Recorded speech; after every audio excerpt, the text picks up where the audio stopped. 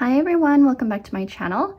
So another day, another ZENMARKET haul. This box is quite heavy. I can barely lift it the way I'm sitting right now. But I believe this is going to be items, of course, that I got from Hikari Japan, as always, Amazon Japan, and then probably some doujinshis because you know me and my Genshin doujins. Hopefully I can open up all of these things relatively quickly, so let's get into unboxing.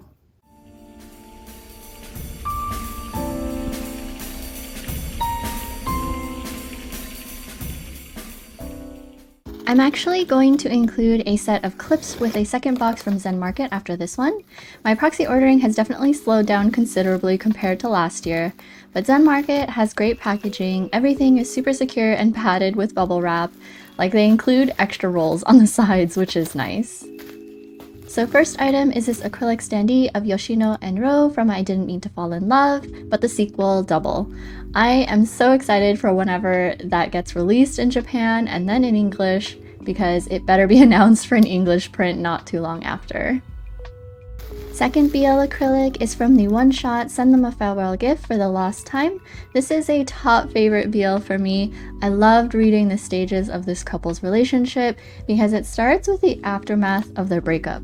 Their development was so realistic, so yeah, I had to get a merch item of them. Not a BL, but if you saw in one of my previous hauls, I got a Kija acrylic standee that was taller than I expected, so I went hunting for another JHA acrylic because the previous one I got was pretty short. This isn't from the same line of acrylics, but I thought the two matched, and no, I don't ship them, I just really like their funny dynamic. I do like how JHA looks here the most compared to the other released acrylics. Next bundle of items will have some BL books. First is the Japanese volume Theo by Nachi Aono. I read this one shot and really love the art. I saw that it came with a special booklet that has extra content, so I bought these secondhand. The story is interesting as it follows Theo, who serves Rei, a godlike being with powers. They're familiar with each other since Theo's mother had served Rei before passing away. Of course they get close, but it has its consequences. I think Theo is cute because he wears this maid apron and cute shoes. But anyways, the story was pretty good. Not super amazing, but enjoyable enough. With BLs getting licensed more often, I feel like this would be something a publisher would pick up. It is a mature rated series though, so do take note. These next two volumes, I had no clue what this series was because it was included as a bundle and not something I intentionally bought, but I believe it's A Man Who Defies the World of BL. From the summary I read, it's about an unnamed protagonist who lives in a world where BL is common, so he just witnesses all these men falling in love with men. It seems like a fun story. I think it's labeled as a comedy, so I'm keeping these volumes around to remind myself to check it out sometime. Next is the Yondaime Ooyamato Tatsuyuki Premium Collections by Scarlet Perico. This is a sequel book to the 4th generation head one-shot manga, which I've read. I bought it secondhand, so the seller had included some stickers, which is pretty fun. The jacket cover is really nice with a glossy finish and raised lettering. It has some additional content and stories, an interview, and colored illustrations. So it's not a manga sequel, but kind of. But I don't know, it's like an official fan book. 4th gen head didn't really make me want to read Jealousy, which I know is a fan favorite, but I'll continue to think about it if I want to read it. Then I got this Dear Plus issue purely because of the cover. It is stunning. They're from Hanako-kun Surane, done by the same mangaka as Kenny Color Paradox, Isaku Natsume. So it is the June 2023 issue. I had started reading Hanako-kun Surane and didn't get too far yet, but I will eventually. Next bundle will have more Japanese BL manga and there'll be more cover buys. I honestly do not remember how I came across these volumes, but this is a BL comic anthology. And then Kimi to Hajimete, another BL comic anthology. It's not this one, but 7Seas actually licensed a BL anthology, so I don't know if maybe they'll license more. And then a third BL comic anthology called Tsuki ga Afurete Tomarenai. Moving on to the next bundle of items. Okay, a fourth BL anthology called Goishita Aite ga Otoko Data. I must have been browsing on Mercari Japan and added to cart if I liked covers. This one is super thick and again has stories from a variety of mangaka. Oh, and the title translation is I Fell in Love with a Man. This one actually was a supplemental item with a dessert magazine, which was a huge surprise. Usually dessert magazines come with a pink or blue issue. So this was that shoujo magazine sharing BL comics, which I thought was very cool. I'm not entirely sure what this means for dessert, like if they'll start occasionally sharing short BL stories as a way to expand their audience, but I'm all for it. I didn't actually get the dessert issue and separately bought this item.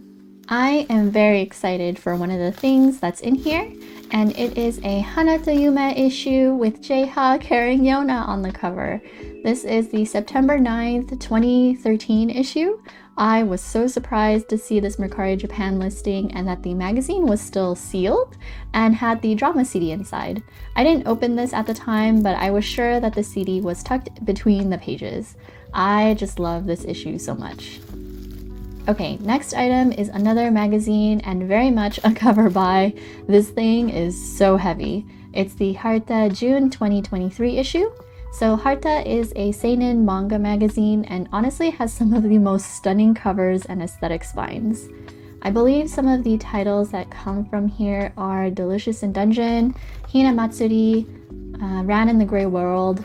Harta as a magazine is just such a vibe. Pretty sure these will be more magazines. And this is the second Harta issue that I bought, April 2023. Another great spine and cover. I don't actually know if these covers are tied to a specific series or if they're original illustrations. Either way, every issue is so good. And then I got a GFantasy magazine that came with a bonus clear file.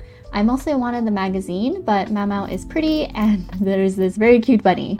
I love the Apothecary Diaries art. And here's the magazine issue that I got that has Mao Mao and Jinshi on the cover. The colors are so striking. So this is the March 2023 issue and the colored page. Apothecary Diaries is so good. Please read it and watch it. Next item I got is actually a fashion magazine called SPUR. This was a surprise because I don't think they've featured anime characters before besides JoJo's, but don't quote me on this. This is the August 2023 issue with Aqua and Ruby from Oshinoko. I believe Aqua is wearing a Tiffany's ring, and then Ruby is wearing Dior earrings and a necklace. Very glamorous and also very, very expensive. I just recently read volume 4 of Oshinoko and really loved it. More so because of Kana Arima, but I'm excited about the series again. So this magazine has an interview with the creators and some manga panels that I think some are from the Japan Idol Fest. This will have a bunch of paper goods. First is this set of 6 Apothecary Diaries bookmarks. This is just me picking up whatever I thought would be cool to have since I have gotten back into loving the series with the anime release last season. I've been keeping up with each new episode release every week. The manga release is quite slow, which kills me, so it's been nice to have Mao Mao content on a regular basis. Next are these keyframes from the Yona of the Dawn anime. When I saw this, I thought for sure these keyframes might exist somewhere in an art book, but I haven't been able to find anything because I would for sure get that book. So I don't know, maybe these prints were pre-order benefits for something or from a past exhibit or what. But I love the art from these keyframes. J-Ha, hi, hello. So yeah, if anyone knows, please send a comment or an Instagram DM. But Yona, I just love this drawing. Next is this Yona and Hawk postcard, which this is one of my favorite illustrations of them. And then on the back with these chibi drawings. And then Owl in the corner, of course. Can't forget Owl. I've kind of stopped reading Tokyo Aliens, but I got this last item because how could I not? Clearly. I love how the seller put it in this nice top loader with a holographic sleeve. So extra, but you know what? I left it like this because this illustration deserves it. And then the back of the postcard. Then I got these bonus papers from the Apothecary Diaries manga. So I believe these came from volume 9. I thought these would be nice to put in my acrylic frames from time to time. And then from volume 10. I saw these other bonus papers, but these illustrations were my favorite. And I also saw this pamphlet with Mao Mao and Jinshi, another drawing I love, and I also saw the seller had a My Happy Marriage one too. On the other side and on the inside are series that I just don't know. Finally, some Genshin dojins. This one is an R18 called Temptation Fleur. It's an Alhaitham Kaveh pairing. I really love this cover and this artist. Another R18, and this one's called Lovebird House, a Kaveh Alhaitham one this time. Another stunning cover. And then the last one is another R18 Kaveh Alhaitham, and it's called Burn It in the Kashasura Furnace. Alright, so this is everything that I got in this box. Honestly, my ZENMARKET, my proxy service ordering has gotten quite out of hand, as you can tell from this haul and some previous ones, some previous boxes that I got. So I think my next ones are going to be fairly tamed, at least for the Apothecary Diaries things. It's because I was setting up my Yona of the Dawn shrine, and I did put Apothecary Diaries with Yona of the Dawn, with my Yona of the Dawn manga. So it's all going to be combined into one shelf, and I wanted some stuff that I could display with my manga for that series. So yeah, and then everything else, obviously, you know, more BL things. A few more Genshin things, always got to sprinkle some of those in there. A handful of these items I had pre-ordered back in March, so it's been quite a while. They became available around a month ago, so they shipped to the warehouse at that time. I did mix in quite a few other things into this package before I shipped it out. So yeah, let's get into unboxing.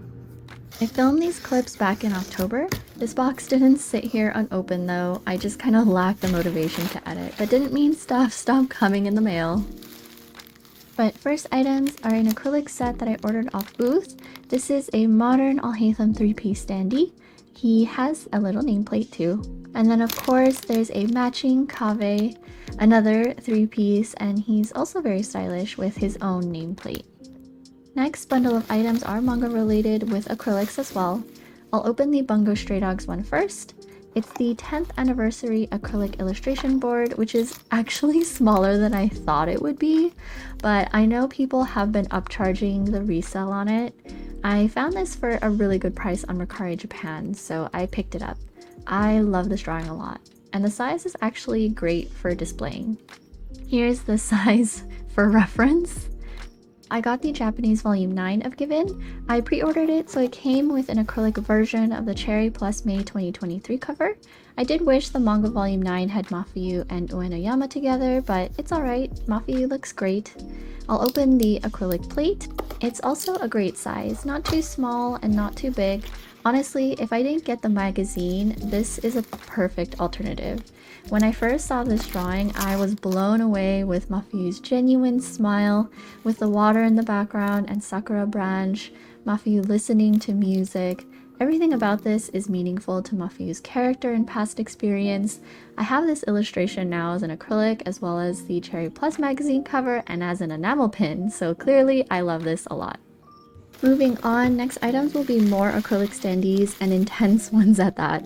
These are huge, but I'm certainly not complaining. They're Alhaitham and Kaveh fan art acrylics that I got from Booth. I believe the artist is Tamen.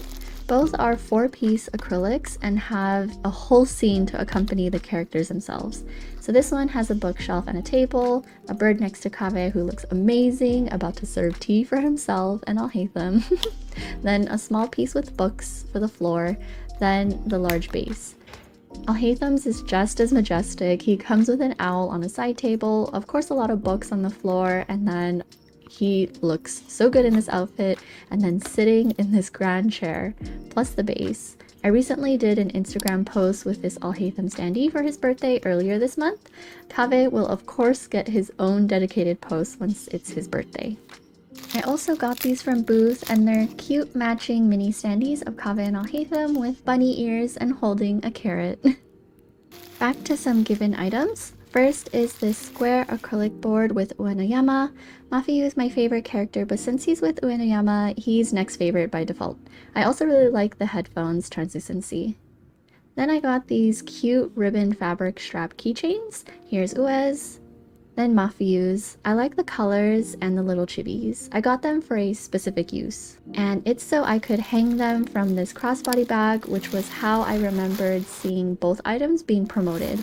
This was one of the things I was most anticipating for this whole box. When I saw the design of this bag, I knew I had to pre-order it. It's so understated as an anime fashion item.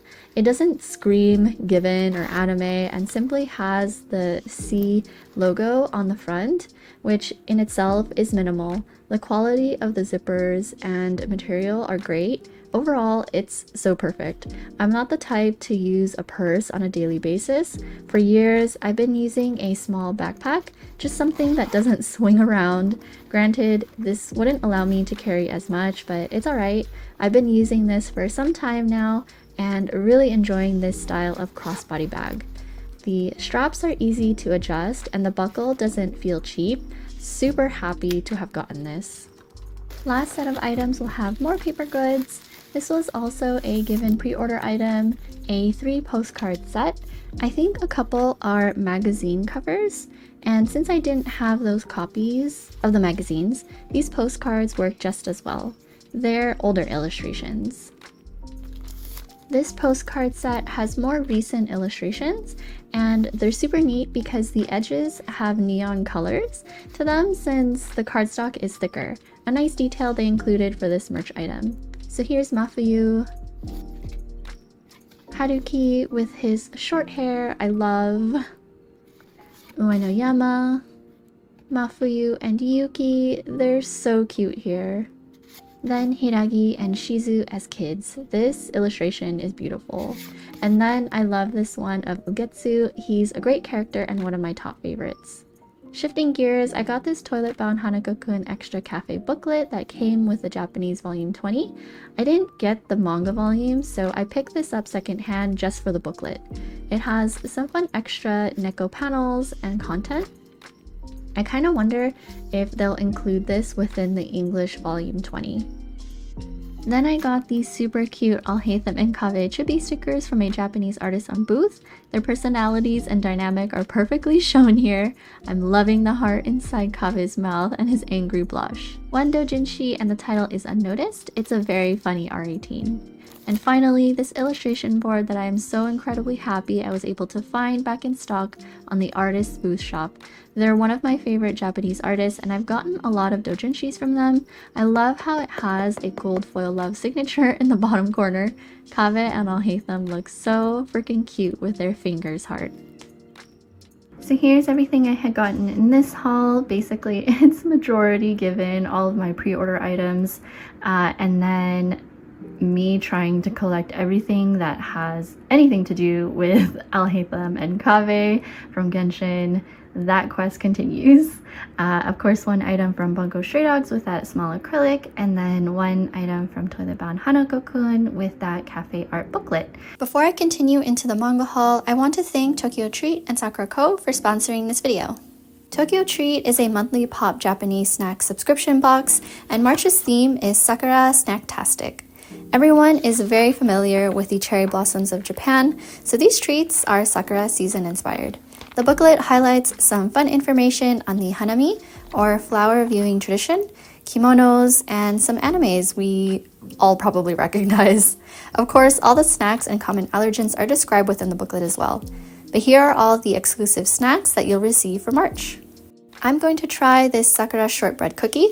I'm a huge fan of shortbread. It has a crumbly texture with a mild Sakura cream filling that is super delicious. I wish I could have more than one. Then I'll try this Ichigo cream Kowloon.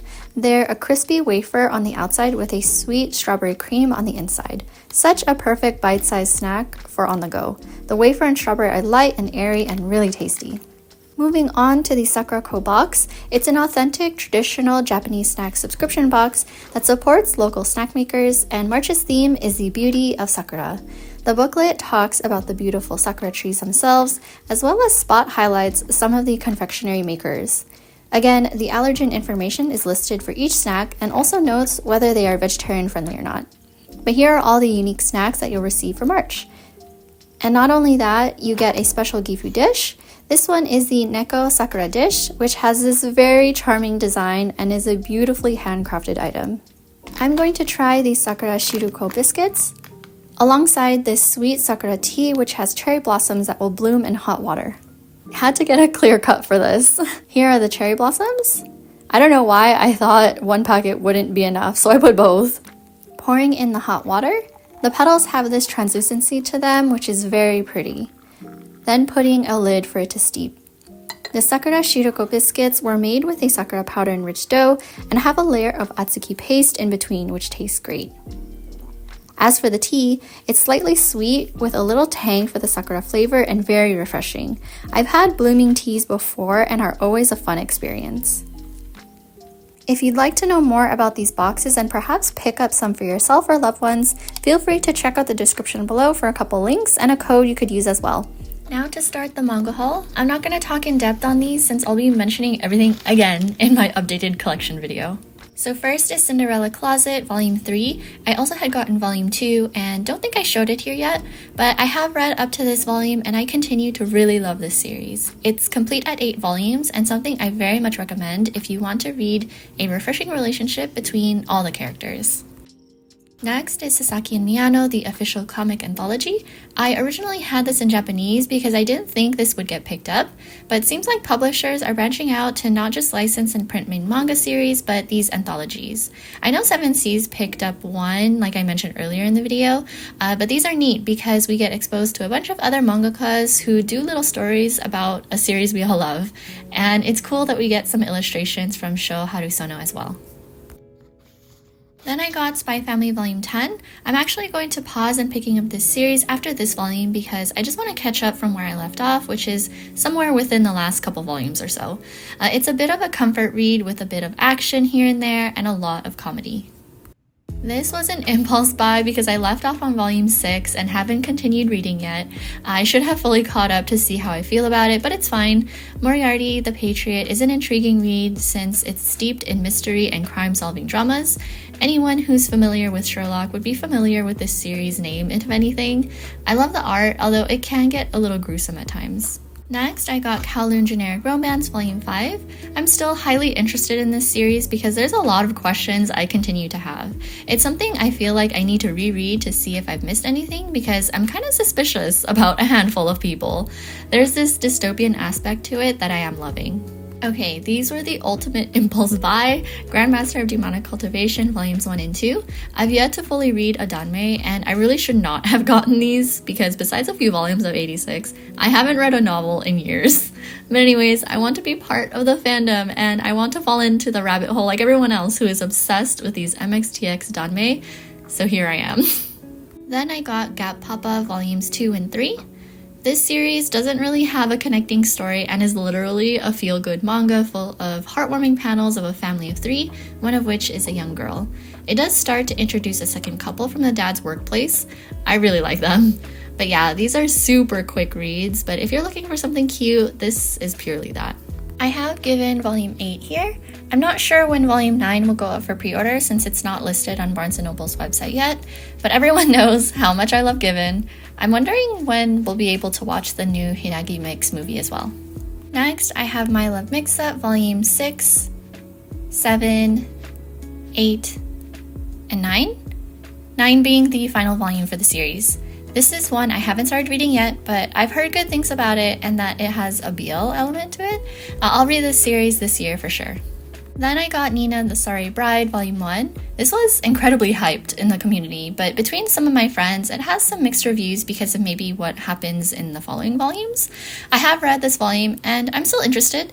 The premise is interesting in terms of the circumstances that Nina finds herself in, or forced into actually, and then the fact that there is something to hide between the two main characters that has huge implications, that's intriguing to me. I have it on hold for now, but I'm still going to continue it. Next is Skip and Loafer Volume 8. After having watched the anime and now having to wait for each volume release, I've come to miss the characters in this series, especially Mitsumi. She is written so well, and everyone else too. It's more slice of life to me than a romance, but I'm completely okay with that. I'm just a huge Mitsumi fan, and the way this volume ended, I can't wait for Volume 9 in May. Next is Something's Wrong With Us, volumes 17 and 18. I finished reading the main story, which stops at volume 16, and these ones pick up with additional stories. I hear there continues to be drama in these volumes, and if there's anything you take away from this series, it's that there's a lot of drama. It's like a soap opera, but I very much enjoyed Something's Wrong With Us so far, since it has a really compelling plot. Next volume I picked up is Tokyo Babylon Volume 1 by Clamp. I actually got 2 copies because one is a gift for a friend that I'm very late in sending over. If you're watching, don't worry, I'll get it to you. Anyways, this is a Clamp series I haven't read or watched, but really want to, as it's a drama, fantasy, supernatural. I'm not entirely sure of the nature of conflicts they're tasked to resolve, but I'm looking forward to getting into this. Next is Yakuza Fiancé Volumes 5 and 6. I recently reread this starting from volume 1 so that I could read these volumes, and I ended up loving it a lot more than I did the first time around. Not that I didn't like it already, because I did enjoy how twisted these characters are, but Yoshino as a female lead is amazing. She's relentless and no pushover. The dynamic between her and Kirishima is so different from other relationship stories I've read. I'm so eager for the next volume because I feel like the plot will thicken even more with the Yakuza aspect of this story. I was super excited to get this Bungo Stray Dogs Dazai Chuya Age 15 Volume 1. I have read this, and it obviously shows the early years of, well, Dazai and Chuya. Chuya is my most favorite character from Bungo Stray Dogs because his personality is just so funny to me. Paired with Dazai incessantly teasing him, I just love their pairing. Anyways, super excited to be getting more backstory on them. Next is Cherry Magic Volume 9. I recently read this. Adachi and Kurosawa continue moving forward with their relationship, which is nice to see. It's a workplace romance, so aside from the mind-reading aspect, it's fairly straightforward. There is a second couple that the mangaka gets back to developing, but I'm not super invested into them. I haven't started watching the anime yet, but I'm glad BLs are getting animes this year. I got Hirano and Kagiura Volume 4. I think I mentioned before when I got Volume 3 that I hadn't started reading the series yet, and I still haven't. But for sure, this year, I'm definitely more biased towards Sasaki and Miyano because I've read those 9 volumes a few times already by now, but I know this couple is well loved. Next is In the Clear Moonlit Dusk Volume 6. It continues to be a sweet read with a little bit of a love triangle, but not really. Mika Yamamori always seems to write in second leads that I end up really liking. But yeah, beautiful artwork as always. Next is Love of Kill Volume 13. I got this a couple months ago now when it first released, and then I opted to start reading it from the beginning because I had paused at Volume 6 or 7 for the longest time.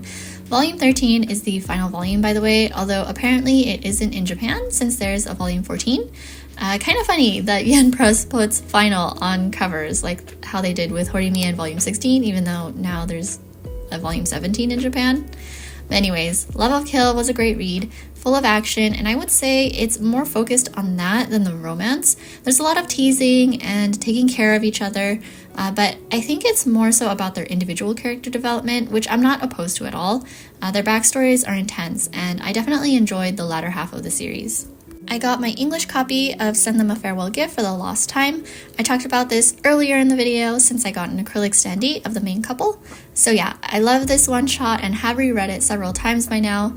I'm not super pleased with the cover, the English cover, and the font that Tokyo Pop used, that I actually considered keeping my Japanese volume because of that. I believe this is the final volume for the My Summer View, The Summer With You continuation series. I was anticipating this volume because I had enjoyed the first My Summer View. It has them getting into college, which I appreciate a lot. I'd love it if we can get past the abundance of high school settings every now and then. There's not much drama with this series aside from the initial bit from the first volume, but that's alright. They're a sweet couple that got together because of a shared interest and of course a coincidental childhood experience. So yeah, I did read this and I enjoyed it. Next is Toilet Bound Hanako-kun, Volume 19. I've read this volume as well about a month ago now, and it made me incredibly interested in Sakura and ultimately what those in the broadcast room are up to and their goals. Definitely some dramatic moments in this volume and always looking forward to the next one. Then I have Yona of the Dawn, Volume 40. This is going to throw off my shelf organization again. But Yona of the Dawn, I love it. I'm obsessed with it. please go read it. I know it's intimidating at 40 volumes released so far, but honestly, as someone who really struggled with that as well, and generally has a terrible attention span these days, as soon as I dove in, I didn't stop. Huge thank you to Yen Press and Ice Press for sending these next 3 volumes. I have already talked about these on my Instagram in case they look familiar. First is Witch Life in a Micro Room, Volume 1. It follows roommates Madge and Ririka, both low-ranking witches that are polar opposites of each other in terms of personality and attitude. However, in order to make a living, they take on various jobs, and through those, they learn more about each other, and I feel like it'll develop into a nice friendship. The jobs they have to do are quite menial since they're for low-ranking witches, but they do what they have to do to climb the ranks.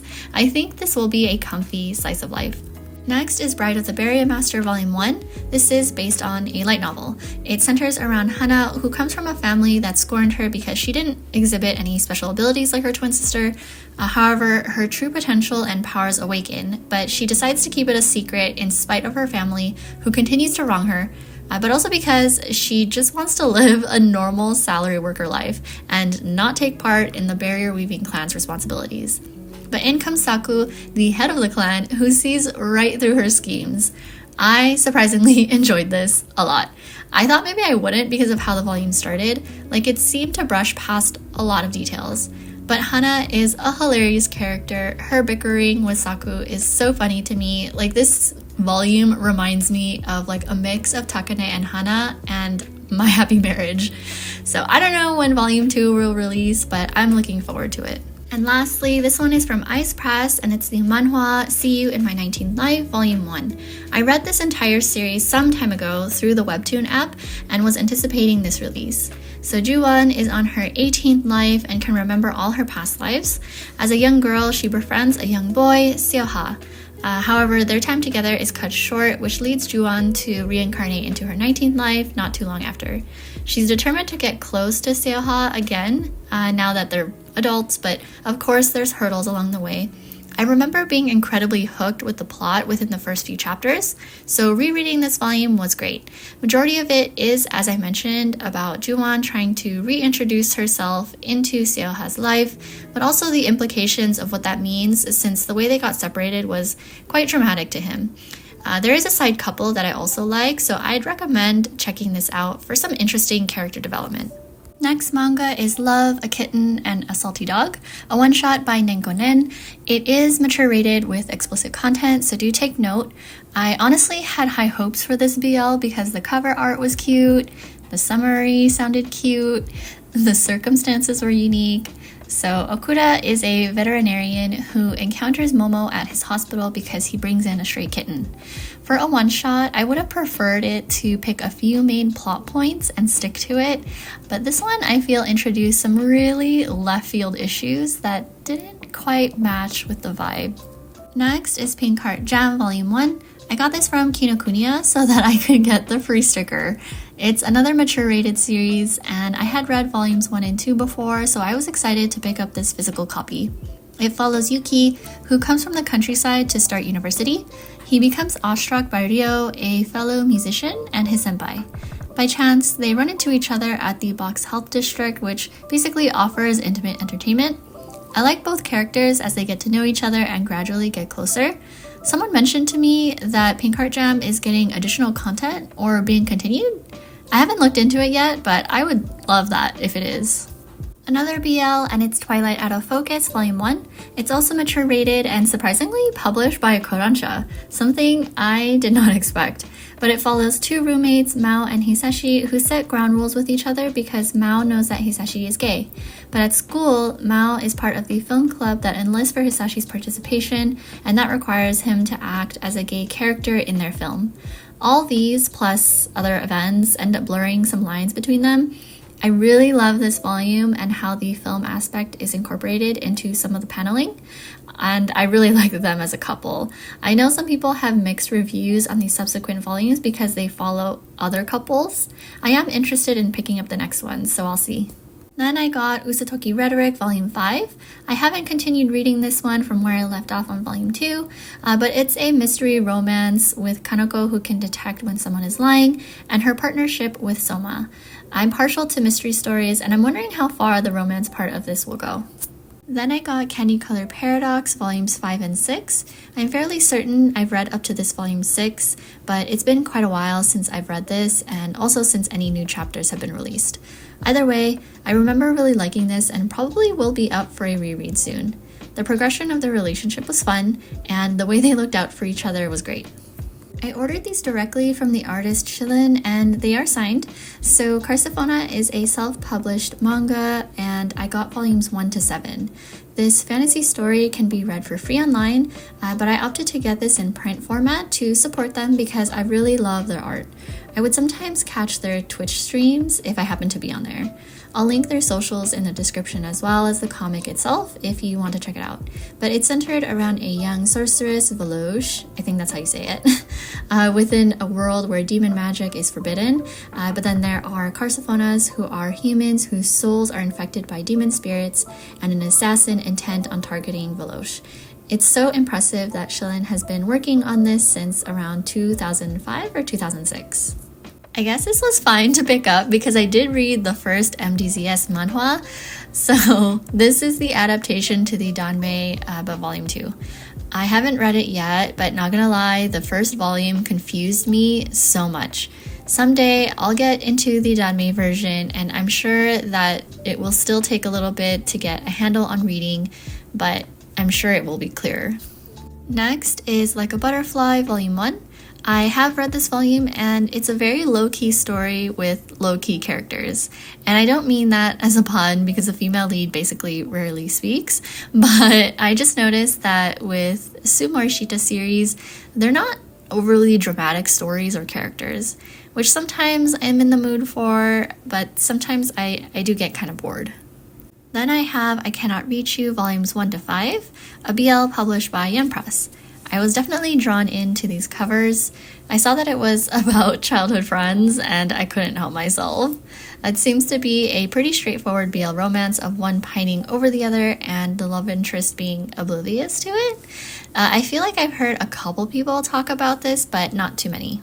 Maison Ikkoku is one of the series on my shelves that I have everything of now, but still hadn't started reading. So these are volumes 8 to 10 in these nice Viz-Sig collector's edition.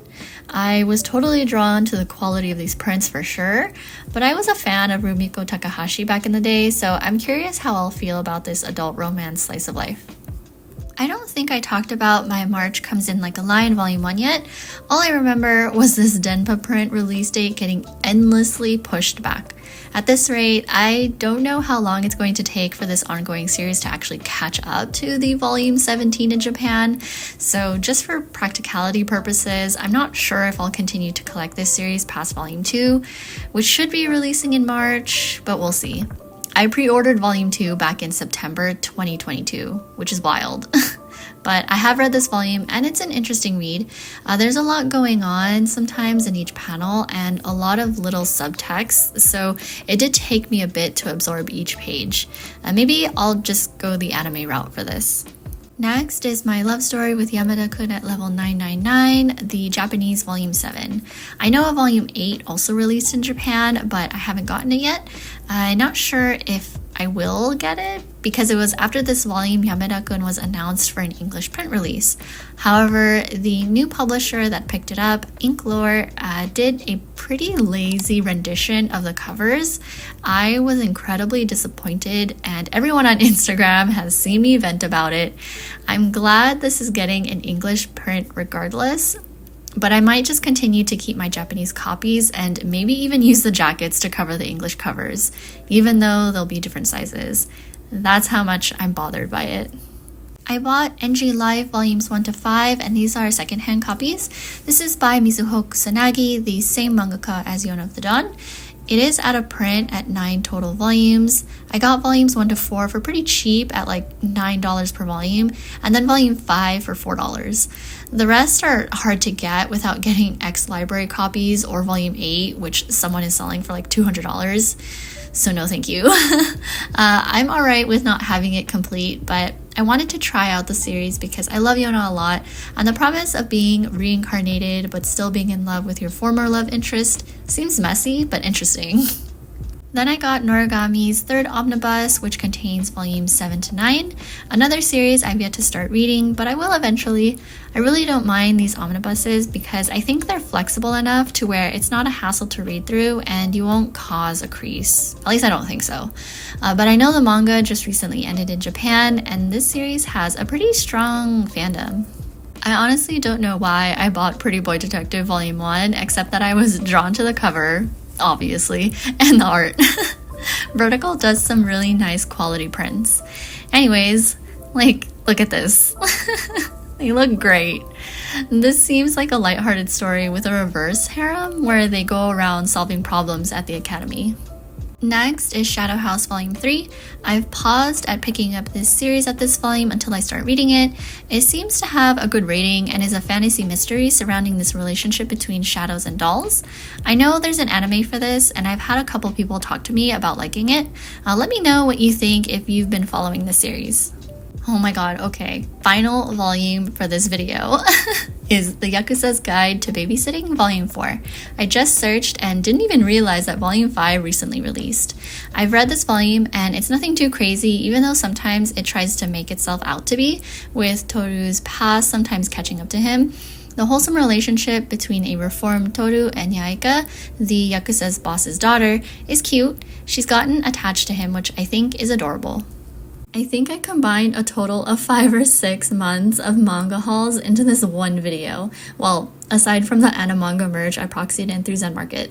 I just had to get all of this finally checked off my list of things to do before I uploaded an updated collection video, which, as I mentioned in my community post, I am working on at the moment. But anyways, I hope you enjoyed 45 minutes of me talking your ear off. This is good preparation for what's to come. Thanks again to TokyoTreat and Sakuraco for sponsoring this video. Feel free to check them out in the links below if you'd like some unique and tasty snacks. I will catch you in my next video. Take care!